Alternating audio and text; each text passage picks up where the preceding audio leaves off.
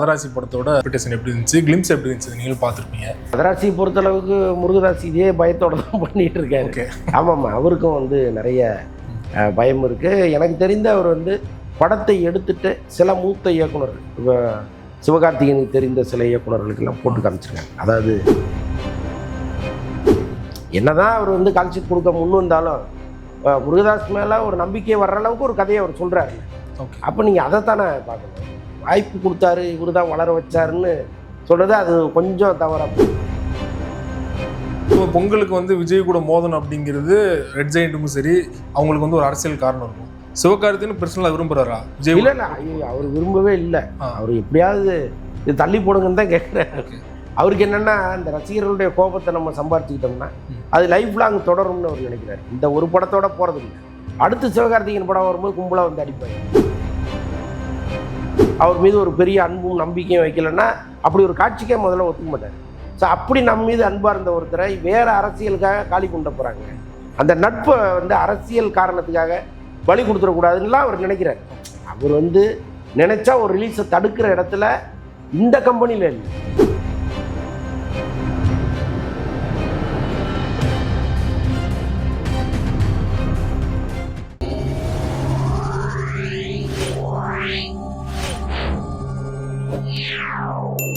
Media circle நேயர்களுக்கு வணக்கம். இன்றைக்கு நம்மோடு நேர்காணலுக்காக சினிமா விமர்சகர் வலைப்பேச்சு சந்திரன் அவர்கள் நம்மோடு இணைந்திருக்கிறார். அவரோடு பேசலாம். வணக்கம் சார். வணக்கம். படம் போடுறதுக்கு முன்னாடி பார்த்தீங்கன்னா மதராசி படத்தோட எக்ஸ்டெண்டட் கிளிம்ஸும் போட்டிருப்பாங்க. அந்த படமும் விரைவில் ரிலீஸ் ஆக போகுது இல்லையா? அந்த படத்தோட எக்ஸ்பெக்டேஷன் எப்படி இருந்துச்சு, கிளிம்ஸ் எப்படி இருந்துச்சு நீங்களும் பார்த்துருப்பீங்க. இல்லை, மதராசி பொறுத்தளவுக்கு முருகதாஸ் இதே பயத்தோட தான் பண்ணிட்டு இருக்காரு. ஆமாம்மா, அவருக்கும் நிறைய பயம் இருக்கு. எனக்கு தெரிந்த அவர் படத்தை எடுத்துட்டு சில மூத்த இயக்குனர்கள், இப்போ சிவகார்த்திகேயனுக்கு தெரிந்த சில இயக்குனர்களுக்கெல்லாம் போட்டு காமிச்சிருக்காங்க. அதாவது அதர் லாங்குவேஜ் இயக்குனர்கள் நண்பர்களை கூப்பிட்டு போட்டு காமிச்சதெல்லாம் தகவல் இருக்குது. அவங்க சில கரெக்ஷன்ஸ் எல்லாம் சொல்லி அதையும் மறுபடியும் கேரி அவுட் பண்ணியிருக்காங்க. அப்போ அவருக்கு நாம் எடுக்கிறது தான் சரியான முடிவு அப்படின்னு எப்பவும் நினைக்கக்கூடாதுங்கிற எண்ணம் இருக்குது. ஸோ அதனால தான் இதெல்லாம் பண்ணுறாங்க. அதுக்காகவே இந்த படம் கொஞ்சம் ஓடுனா நல்லா தான் இருக்கும். பெரிய ஒரு காலத்தில் பெரிய இயக்குனராக இருந்தாலும் சமீபத்தில் பெரிய ஃப்ளாப்பை சந்திச்சார் இல்லையா? ஸோ சிவகார்த்திகேயன் தான் இவருக்கு ஒரு லைஃப் கொடுக்குறாரு அப்படின்னு மாதிரிலாம் நிறைய பேர் பேசிகிட்டு இருக்காங்க. உங்களோட பார்வை என்ன சார்? அப்படி சொல்லிட. ஏன்னா முருகதாஸ் ஏதோ ஒரு சாதாரண இயக்குனரில் பல வெற்றி படங்களை இங்கே கொடுத்தவர். ஒரு சில படங்கள் சரிக்கு இருக்கலாம். ஸோ அதுக்காக இவர் தான் லைஃப் கொடுத்தாரு. ஆனால் இப்போ இருக்கிற பெரிய ஹீரோக்கள் எல்லாருமே படம் பண்ண தயாராக இருந்தாங்களா? ஒரு ஃப்ளாப் பயப்படுறது இயற்கை தான்.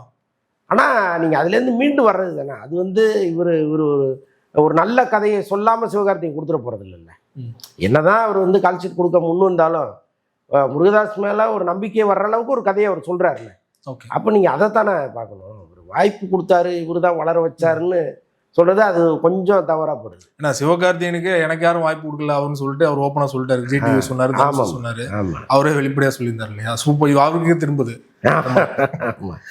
குறிப்பாக பராசக்தி படம் பார்த்தீங்கன்னா இடையில கொஞ்ச நாள் ஷூட்டிங் போகாமல் இருந்தது.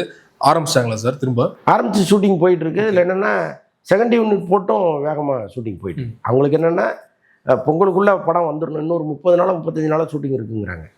அப்போ ஒரே யூனிட்டு ஒர்க் பண்ணுச்சுன்னா கொஞ்சம் கஷ்டம். அப்போ வேறு சில காட்சிகளே வேற ஒருத்தர் வச்சு எடுக்கலான்னு அப்படிலாம் போயிட்டுருக்காங்க. அதான் ரொம்ப ஸ்பீடாக போயிட்டு. பொங்கலுக்கு ரிலீஸ் ஆயிருமா சார்? அது கன்ஃபார்ம் கட்டாயமாக. அது அவருக்கு இருக்கிற பிரச்சனைகள்லாம் அவர் கிளியர் பண்ணிட்டாரு. ஓகே, அதனால கட்டாயமாக படம் வந்துடும். பொங்கலுக்கு விஜய் கூட மோதன் அப்படிங்கிறது ரெட் ஜெயிண்ட்டுக்கும் சரி, அவங்களுக்கு ஒரு அரசியல் காரணம் இருக்கும். சிவகார்த்திகேயன் பர்சனலாக விரும்புகிறாரா விஜய்? இல்லை, அவர் விரும்பவே இல்லை. அவர் எப்படியாவது இது தள்ளி போடுங்கன்னு தான் கேட்குறாரு. அவருக்கு என்னென்னா, இந்த ரசிகர்களுடைய கோபத்தை நம்ம சம்பாதிச்சுக்கிட்டோம்னா அது லைஃப் லாங் தொடரும்னு அவர் நினைக்கிறார். இந்த ஒரு படத்தோட போகிறது இல்லை, அடுத்து சிவகார்த்திகேயன் படம் வரும்போது கும்பலாக அடிப்பாங்க. அது எதுக்கு நமக்கு தேவையில்லாத ஒரு வேலை. இன்னொன்று, விஜய் அவர் மீது ஒரு பெரிய அன்பும் நம்பிக்கையும் வைக்கலைன்னா அப்படி ஒரு காட்சிக்கே முதல்ல ஒத்துக்க மாட்டார். ஸோ அப்படி நம்ம மீது அன்பாக இருந்த ஒருத்தரை வேறு அரசியலுக்காக காலி கொண்டு போகிறாங்க. அந்த நட்பை அரசியல் காரணத்துக்காக பலி கொடுத்துடக்கூடாதுன்னெலாம் அவர் நினைக்கிறார்.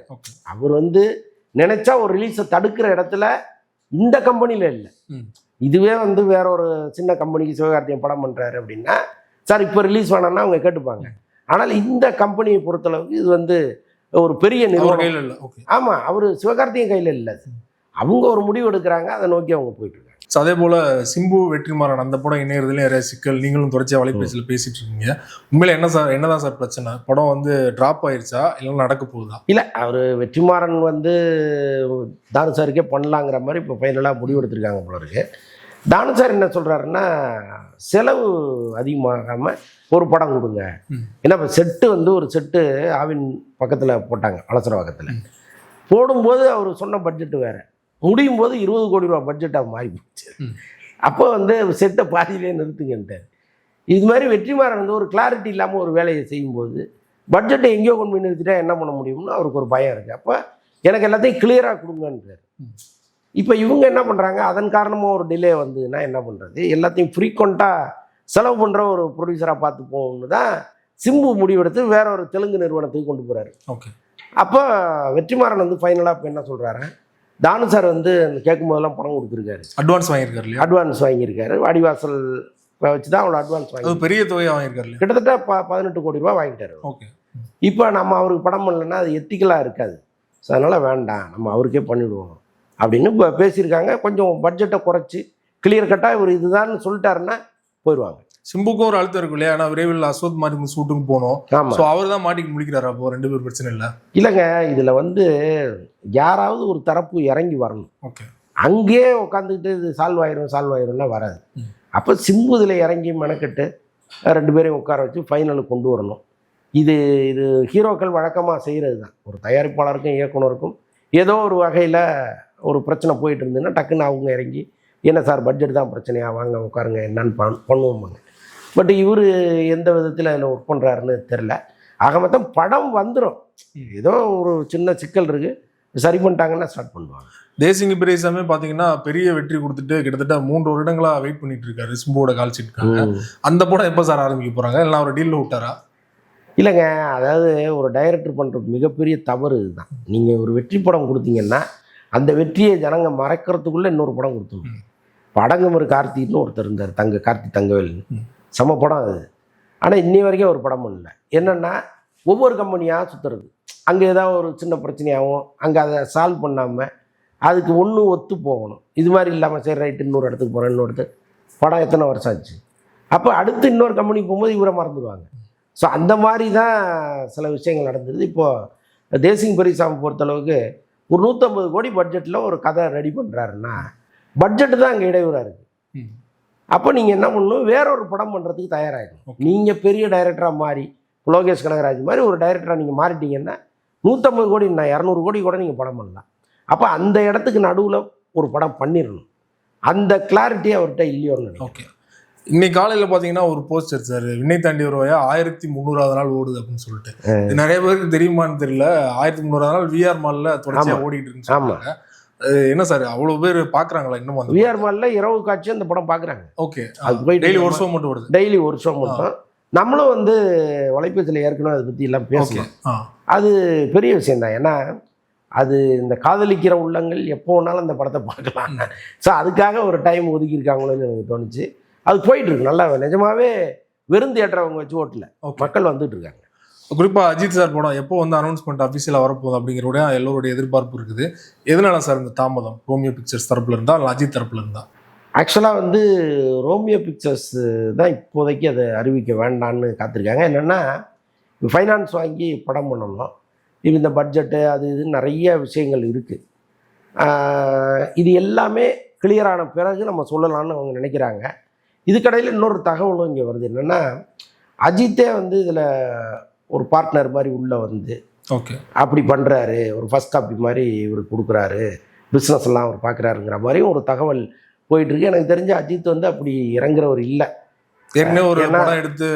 அதனால அவர் வந்து அவ்வளோ பெருசாக அதில் பண்ண மாட்டார். பட் இருந்தாலும் இப்படி ஒரு தகவல்கள் இங்கே வந்துட்டு இருக்கு. அதில் ஒரு சின்ன இடையூறு எங்கேயோ இருக்குது. அதனால தான் அவங்க முறைப்படி அறிவிக்காமல் இருக்காங்க. பட் ஆதிக் ரவிச்சந்திரன் ரீசெண்டாக ஒரு தியேட்டருக்கு வரும்போது பத்திரிகையாளர்கள்லாம், சார் இந்த படத்தை பற்றி எல்லாருமே பேசிகிட்டு இருக்காங்க, ஆனால் நீங்கள் உங்கள் வாயால் சொன்னால் தான் அது கன்ஃபார்ம் ஆகும், அதை நீங்கள் சொல்லுங்கன்னு சொல்லும்போது அதே இடத்துல அவர் வந்து ஒரு சேனலுக்கு அதை சொல்லிட்டார், ஆமாம் நான் படம் பண்ணுறேன், அடுத்து அஜித் சார் படம் தான் நமக்குங்கிற மாதிரி சொல்லிட்டு போயிருக்காரு. அதிகாரப்பூர்வ அறிவிப்புனா இப்போ அவர் சொன்னது தான். இப்போ அஜித் சார் மாதிரியான ஒரு பெரிய ஹீரோ படத்துக்கு வந்து தயாரிப்பாளர் கிடைக்கல அப்படின்லாம் வந்து நிறைய பேர் பேசிட்டு இருக்காங்க இல்லையா? ஸோ இது வந்து தாமதம் தான், அந்த அறிவிப்பு தாமதம் தான் காரணம் இல்லையா? இதையே சரி செய்ய மாட்டாங்க நீங்க நினைக்கிறீங்க? இல்லைங்க, இப்போ குட் பேட் அக்லியை பொறுத்தளவுக்கு தமிழ்நாட்டில் இருக்கிற அஜித் ரசிகர்கள் எல்லாரும் பார்க்குற மாதிரி ஒரு படத்தை எடுத்துட்டாரு. ஆனால் ரசிகர்களை தாண்டி குடும்பங்கள் உள்ள வந்து அந்த படத்தை கொண்டாடிச்சான்னா இல்லை. வெறும் ரசிகர்களுக்கு மட்டுமே பிடித்த ஒரு படமாக அதை உருவாக்கிட்டாரு. அதனுடைய விளைவு என்ன ஆகுதுன்னா, இந்த சேட்டலைட் ரைட்ஸையே 2 கோடிக்கு மேலே யாரும் கேட்க மாட்டேங்கிறாங்க. அது வந்து சிவகார்த்திகேயன் படத்தை விட தனுஷ் படத்தை விட கம்மியான ஒரு தொகை. அப்போ என்ன பண்ணுறாங்கன்னா யோசிக்கிறாங்க, இவர் வந்து ஒரு 160 கோடி 200 கோடி சம்பளம் கேட்கும் பொழுது ஒரு சேட்டலைட் ரைட்ஸே 2 கோடிக்கு போக மாட்டேங்குது. அப்போ எந்த நம்பிக்கையில் உள்ள சம்பளம் கொடுக்குறதுன்னு யோசிப்பாங்கல்ல. ஸோ இதெல்லாம் சேர்ந்து தான் இந்த தாமதத்துக்கு காரணம். ஒன்று அவர் சம்பளத்தை குறைக்கணும், ஆதிக்கம் அவருடைய சம்பளத்தை கொஞ்சம் ஹெவியாக ஏற்றிட்டார் போல இருக்கு. ஓகே. ஸோ இதெல்லாம் ஒரு காரணமாக இருக்குது. ஆதிக்கம் நிறைய ட்ரால் பண்ணாங்களே சார் அந்த படம் ரிலீஸ் ஆன உடனே. ஏற்கனவே வந்து அஜித் படத்தெல்லாம் அப்படியே போட்டு வச்சிருக்காரு அப்படின்னு சொல்லிட்டு. ஆனாலுமே அவருக்கு இன்னும் எதிர்பார்ப்பு இருக்குதா? தயாரிப்பாளர்கள் வந்து அவர் கேட்கிற சம்பளத்தை கொடுக்குறாங்க. அது என்னன்னாங்க, இப்போ அஜித் நடித்த படங்கள் சமீபத்திய படங்கள்ல நாம தியேட்டர்ல உட்காந்து ரசித்த படம்னா குட் பேட் அக்லி தான். ஓகே. அது வந்து ரசிகர்கள் ஒரு பக்கம் கொண்டாடினா கூட இப்போ நம்மளை மாதிரி ஆட்கள் உட்காந்து ஏதோ ஒன்று கலகலப்பாக படம் போச்சா, பெருசாக அதில் வந்து மண்டையில் ஏற்றிக்கிற விவகாரம்லாம் ஒன்றும் இல்லை. ஏதோ ஆரம்பிச்சது ஜாலியாக படம் முடிஞ்சுதா அவ்வளோதான், அது போதும்னு நினைக்கிறவங்க, ஒரு பொழுதுபோக்காக நினைக்கிறவங்க இந்த படத்தை தப்புன்னெலாம் ஒன்றும் சொல்லலை. ஸோ அதனால் வந்து அவரும் வந்து ஏதோ ஒரு தவறான படத்தை எடுத்துட்டாரு, அவர் இனிமேல் அவருக்கு படம் எடுக்க தெரியாதுன்னா நம்ம நினைக்க வேண்டாம். அவர் ஏற்கனவே எடுத்த படம்னா வெற்றி படங்கள் தானே. முதல் படமே பெரிய வெற்றி இல்லை. ஜனநாயகன் படம் ஷூட்டிங்லாம் முடிஞ்சிருச்சு, ஆனால் பெருசாக எந்த அப்டேட்டுமே வரலையே.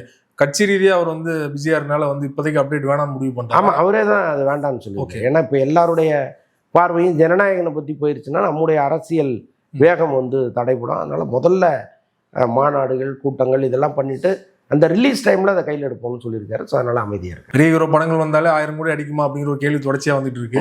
கூலி வந்து அதுக்கு முற்றுப்புள்ளி வச்சுட்டாங்க, அடிக்க வாய்ப்பு இல்லை அப்படின்னு சொல்லிட்டு. ஸோ ஜனநாயகன் தானே ஒரே நம்பிக்கை. எந்த தமிழ் படமும் 1000 கோடி அடிக்காது. ரொம்ப நன்றி சார். சினிமா தொடர்பாக பல்வேறு அப்டேட்கள் கொடுத்தீங்க, தொடர்ந்து கொடுக்கணும். மிக்க நன்றி. நன்றி.